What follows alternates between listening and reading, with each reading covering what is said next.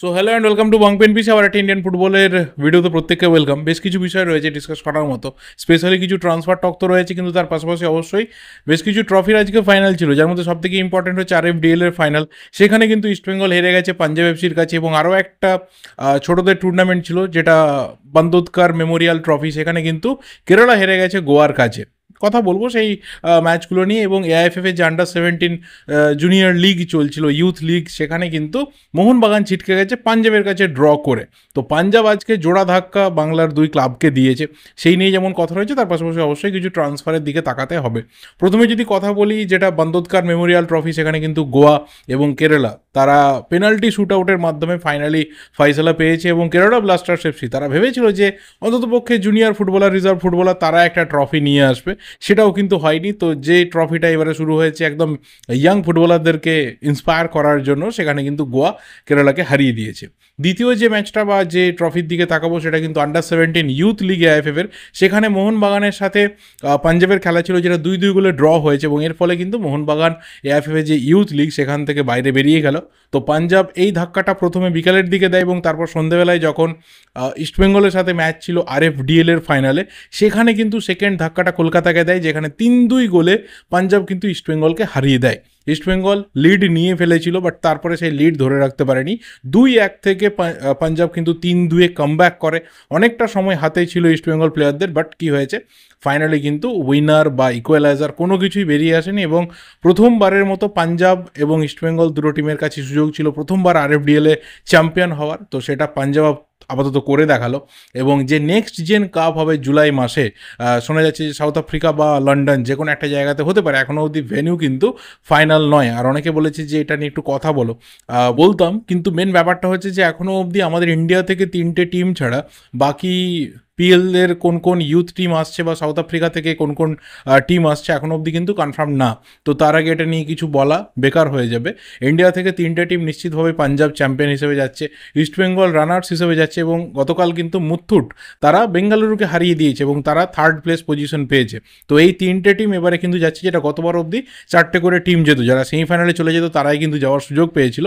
কিন্তু এইবারে 3টে টিম যে PL নেক্সট জেন কাপ হবে সেখানে যাচ্ছে, জুলাই মাসে হবে, বিদেশে খেলতে যাচ্ছে আমাদের প্লেয়াররা।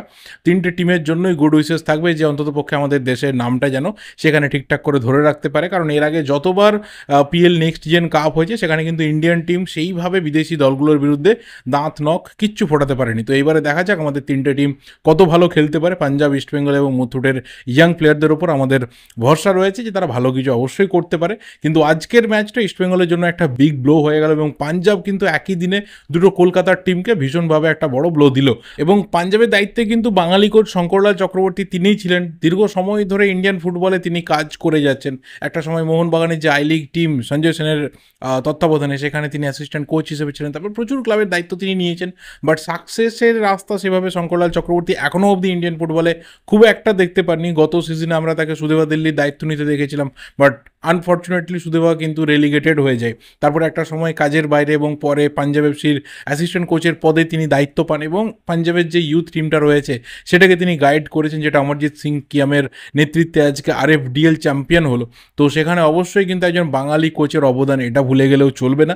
তো ঠিক আছে, চলো, সব জায়গাতেই মোটামুটি বাঙালিরা কিছু কিছু হলেও টিকে রয়েছে, বেঁচে রয়েছে, কিন্তু এটা কতদিনের জন্য ভীষণ বড় কিন্তু প্রশ্ন থেকে যায়, কারণ শঙ্করলাল চক্রবর্তীর পর বাঙালি কোচকে ভীষণ বড় একটা প্রশ্ন রয়েছে, যেখানে একটা বড় শূন্যস্থানও রয়েছে। আপাতত কারোর নাম নিশ্চিতভাবে হয়তো কারোর মনে পড়বে না, মানে তার থেকে জুনিয়র কারোর নাম এই মুহূর্তে বেশি মনে পড়বে না। যাই হোক, এরপর অবশ্যই যেখানে ঢুকতে হবে সেটা কিন্তু সব থেকে ইন্টারেস্টিং একটা পার্ট, যে ট্রান্সফার মার্কেটে কী হচ্ছে। দুটো বিগ আপডেট রয়েছে, দুটো বিগ ট্রান্সফার নিউজের ব্যাপার রয়েছে। এক হচ্ছে কেরালা ব্লাস্টার্স, তারা কিন্তু আদ্রিয়ান লুনার সাথে 3 বছরের চুক্তি এক্সটেনশন করে নিয়েছে। এই কন্ট্রাক্ট এক্সটেনশনটা কিন্তু ট্রিগার্ড হয়ে গেছিলো, শুধুমাত্র সময়ের অপেক্ষা ছিল যে কত বছরের জন্য হচ্ছে। প্রথমে শোনা গেছিলো 1, তারপর শোনা গেল 2, পরে যখন অফিসিয়াল পোস্ট এলো তখন জানা গেলো যে না, 1-2 না, 2027 অবধি আমরা কিন্তু লুনাকে কেরালা জার্সি পরে খেলতে দেখব। এবং 2021 সালে লুনা কেরালা জয়েন করেছিল মেলবোর্ন সিটির মতো টিম থেকে, এবং তারপর থেকে কিন্তু তার যে ম্যাজিক রয়েছে, তার যে ক্রিয়েটিভিটি রয়েছে আমরা পরপর 3টে সিজনে দেখেছি।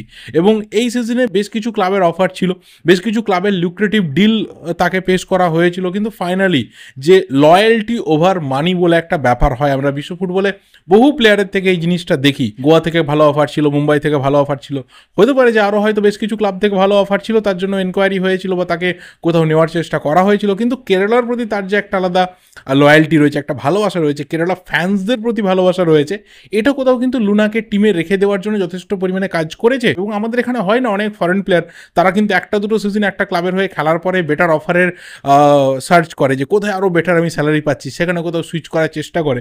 সেটা কোথাও আদ্রিয়ান লুনাদের মতো যারা প্লেয়ার রয়েছে তাদেরকে দেখে শেখার রয়েছে নিশ্চিতভাবেই। আর এবার অবশ্যই যে প্লেয়ারকে নিয়ে কথা বলবো সেই প্লেয়ার কিন্তু সুদূর ব্রাজিল থেকে আসছে, বাট খেলছিল বুলগেরিয়ার টপ ডিভিশনে, যোগ দিচ্ছে কিন্তু মোহামেডান স্পোর্টিংয়ে।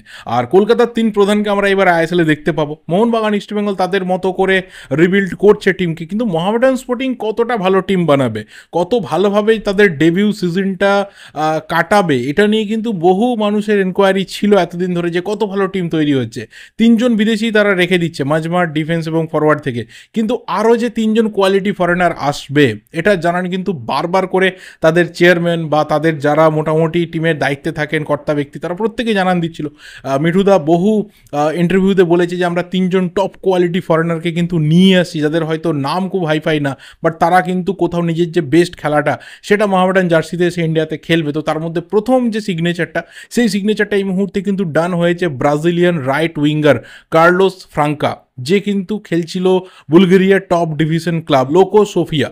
এই ক্লাবে কিন্তু এই প্লেয়ারটা এই সিজনে খেলছিল এবং সেখান থেকে সরাসরি মোহামেডান স্পোর্টিংয়ে যোগ দিচ্ছে। 29 বছর বয়সী রাইট উইঙ্গার, 5 ফুট 8 ইঞ্চির মতো হাইট, যথেষ্ট ভালো একজন ফরওয়ার্ড, উইংয়ের পাশাপাশি অ্যাটাকিং মিডফিল্ডেও কিন্তু খেলতে পারে। এই ধরনের প্লেয়ার নিশ্চিতভাবে যারা ব্রাজিলিয়ান হয় বা যারা সাউথ আমেরিকান প্লেয়ার হয় তাদের দুটো ব্যাপার থাকে, এক হচ্ছে স্কিল খুব ভালো হয়, এবং আমাদের এখানে যে এনভায়রনমেন্ট রয়েছে, আমাদের এখানে যে ক্লাইমেট রয়েছে তার সাথে কিন্তু খুব ভালোভাবে এরা মানিয়ে নিতে পারে। এবং আমরা একটা বেটার সিগনেচারের অপেক্ষা করছিলাম এতদিন ধরে, সেটা কিন্তু মোহামেডান স্পোর্টিং কমপ্লিট করলো। আরও 2টো স্লট ফাঁকা রয়েছে, সম্ভবত একজন সেন্ট্রাল ডিফেন্সিভ মিডফিল্ডার এবং একজন সেন্টার ব্যাক আসতে চলেছে, কারণ ফরওয়ার্ড 2 জন কিন্তু ডান হয়ে গেল। অ্যালেক্সিস গোমেজকে ধরে রাখছে মোহামেডান স্পোর্টিং, তার সাথে এই কার্লোস ফ্রাঙ্কা জয়েন করছে। তো মোহামেডান স্পোর্টিংয়ের টিম বিল্ড আপ কিন্তু ভালোভাবে এগোচ্ছে। বেশ কিছু ইন্ডিয়ান প্লেয়ারের কথাবার্তা চলছে, যার মধ্যে গৌরব বোরা জয়েন করতে পারে, একটা বড় সিগনেচার নর্থ ইস্ট থেকে। তো দেখা যাক, সেটা এখনও অবধি ডিল ডান হয়েছে বলে আপডেট বেরিয়ে আসেনি, তবে অবশ্যই একদম অ্যাডভান্স স্টেজে রয়েছে। ধীরে ধীরে কিন্তু মোহামেডান স্পোর্টিং আইএসএল থেকেও বেশ কিছু ভালো প্লেয়ার নিচ্ছে, যাদের মধ্যে সেই কোয়ালিটি রয়েছে, কিন্তু অন্যান্য টিমে সেই গেম টাইমটা তারা পাচ্ছিল না। সেটা মোহামেডান স্পোর্টিং কিন্তু অ্যাট্রাক্ট করতে শুরু করেছে।